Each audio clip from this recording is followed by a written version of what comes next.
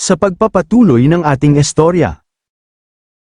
Sa sandaling yun, biglang napalingon si Su Changyu kay Sect Master Tai Hua, halatang nabigla at may halong kaba sa tinig. Master, hindi ba medyo sumusobra ka na? Dagdag pa niya, habang nag-aalalang tumingin sa paligid. Ito ang pinakamahal na tindahan sa buong Baguio City.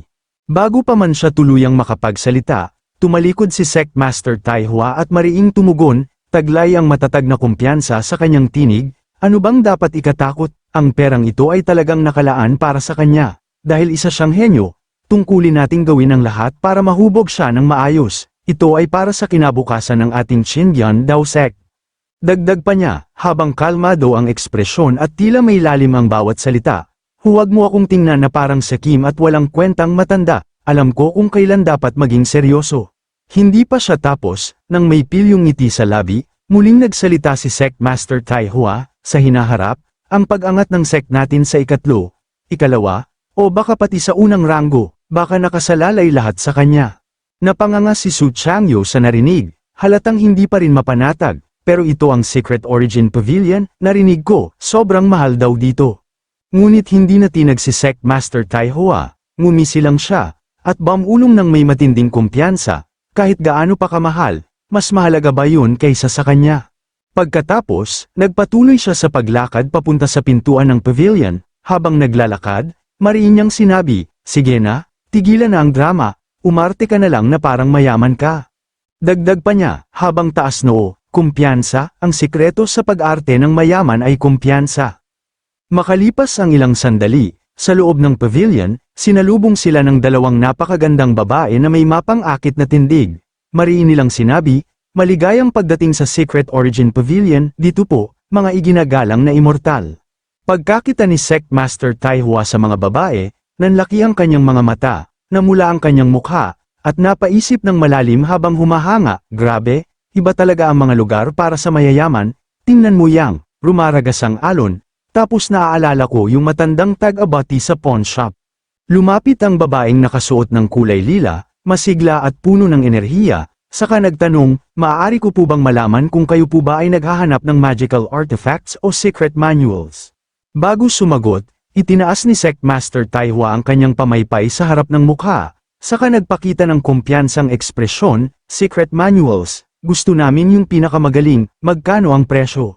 Sumabat ang babaeng nakasuot ng pulang damit, ngumiti ng matamis at nagsabing, alam ko na agad mula sa inyong aura na kayo'y tumatanggap lamang ng pinakamahusay, dagdag pa niya. Sa malumanay na tinig, ang isang set ng first-rank secret manuals dito sa aming shop ay nagkakahalaga ng humigit kumulang 100,000 taels ng ginto. Press yung may 30% discount pa yan para sa aming anniversary sale.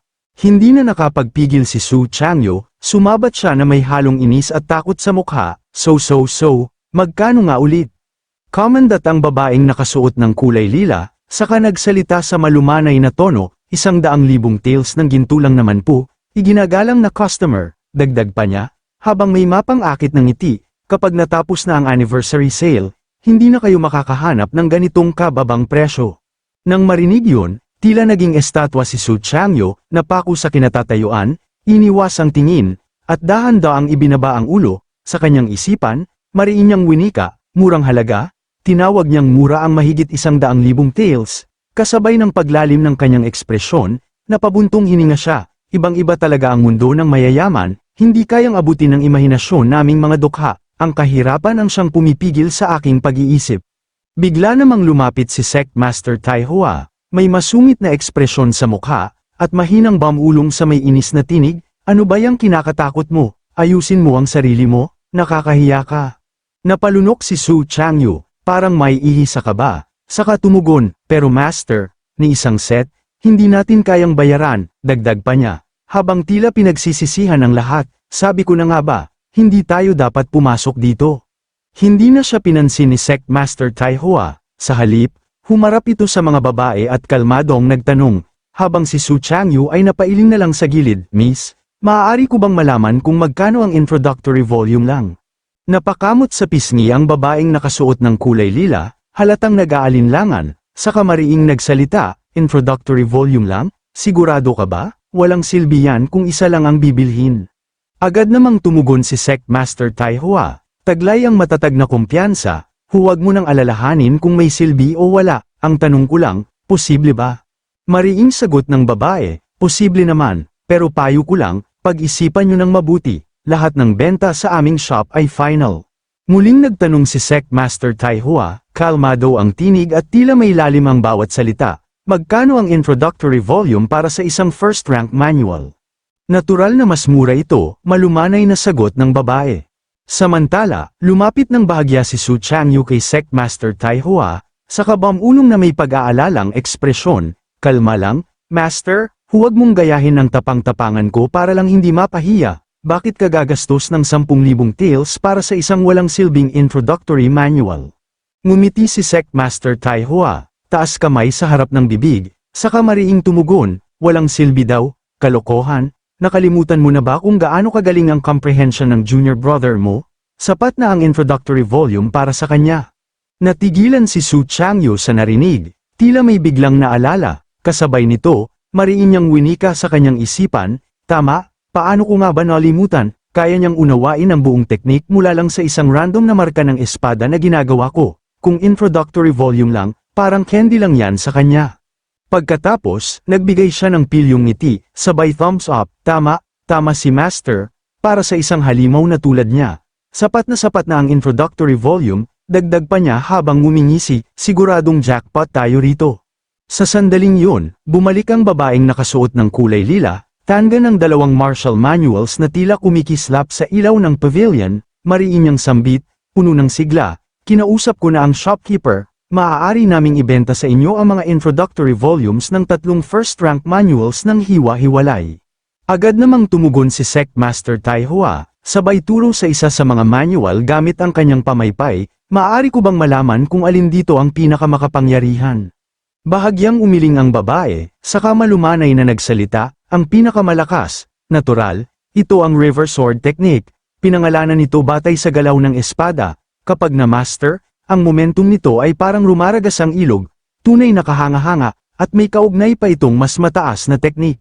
Dagdag pa niya, habang may matamis na ngiti sa labi, kung may pambihirang talento ang isang tao, maaari siyang magkaroon ng epiphany at maunawaan ang susunod na antas, ang Spirit Sea Sword technique, pero ito rin ang pinakamahal. Ang introductory volume pa lang ay nagkakahalaga na ng 9,000 taels ng ginto.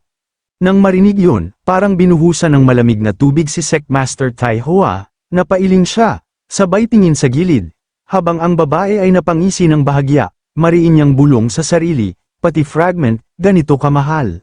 Ngunit biglang nagningges ang determinasyon sa kanyang puso, sa isip niya, mariing sambit, bahala na, wala nang atrasan, kukunin natin ang pinakamahal. Saka masiglang ipinahayag, kukunin namin yan, i-wrap nyo na lahat.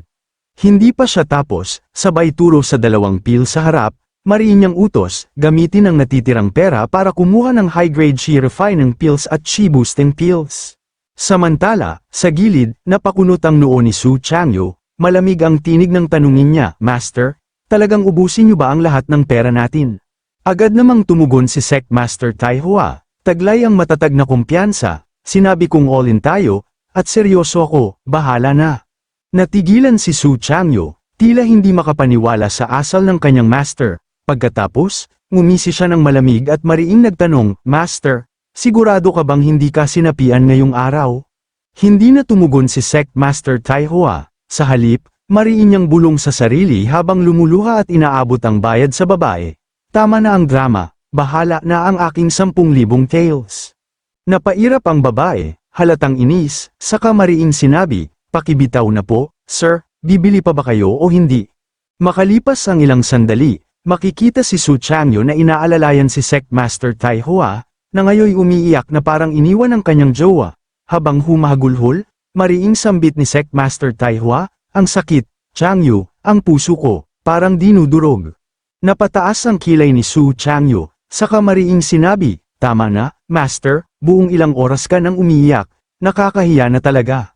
Ngunit biglang natigilan si Sect Master Tai Hua, tila may biglang pumasok sa kanyang isipan, mariin niyang sambit, oo nga pala, bigla kong naalala, hindi ba kailangang sumali ng 2nd at 3rd junior brothers mo sa Alchemist at Formation Master Assessment sa pagtatapos ng taon? Agad namang tumugon si Su Changyu, may halong pagtataka sa mukha, sa tingin ko, oo, Bakit, babalik pa ba tayo sa loob, ubos na ang pera natin? Mariing sagot ni Sect Master Tai Hua, halatang inis, babalik, ni hindi ko iniisip yan, at huwag mong banggitin ang salitang pera, sa akin sa loob ng 2 buwan, masyado pa akong nasasaktan. Habang nagmamadali, tila may bagong plano sa isip, mariin niyang sambit, halika na, dadalhin kayo ng inyong master sa isang lihim na taguan ng kayamanan.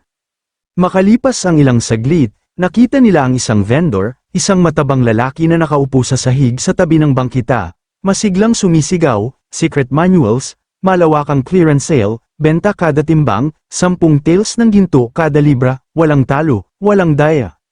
Makikita sina Sect Master Tai Hua at Su Changyu na nakatayo sa harap ng vendor, habang masiglang tanong ng lalaki, kayong dalawa, gusto nyo bang bumili ng manuals kada timbang? Sa puntong ito, tila naging estatwa si Su Changyu, nanlalamig ang ekspresyon habang mariing winika, ha, ito ba ang sinasabi mong secret treasure trove? Tinapagtapik ni Sect Master Tai Hua ang likod ni Su Changyu, sa kakalmadong sinabi, huwag kang palilinlang sa presyo, dito, makakahanap ka ng tunay na kayamanan, sabay ngisi, saan mo sa tingin nakuha ang 4 Thunder Sword technique mo? Nang marinig ito, tila binuhusan ng malamig na tubig si Su Changyu, hindi makapaniwala sa narinig. Yumuko ng bahagya si Sect Master Tai Hua para silipin ang mga martial technique manuals na nakalatag sa sahig, mariin niyang sambit, taglay ang kumpiyansa, 10 taels kada libro, sobrang mahal yan, 10 taels para sa 10 libro, at bibili ako. Agad namang tumugon ang matabang vendor, taas kamay at mariing sinabi, imposible yan, kalidad ang binibente ko.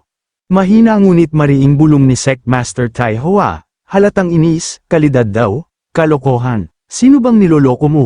Pagkatapos, paindet niyang wika, bilis, bebenta ka ba o hindi, kung hindi, aalis na kami. Nag-alok ang vendor, tila nagbigay ng huling presyo, 5 libra, 5 libro na lang ang kaya kong ibigay. Samantala, habang abala si Sect Master Tai Hua sa pagtatawad sa matabang tindero, bahagyang yumuko si Su Changyu at inabot ang ilang martial technique manuals na nakalatag sa sahig upang silipin, ngunit sa kanyang pagtingin, bigla siyang napakunot noo, tila nabigla sa kanyang nakita. Una niyang nakita ang manual na may pamagat na Martial Dao Saintly Body, at sa pabalat nito ay isang lalaking modelo, mapang-akit ang tindig, parang pang-romansa kaysa pang-cultivation.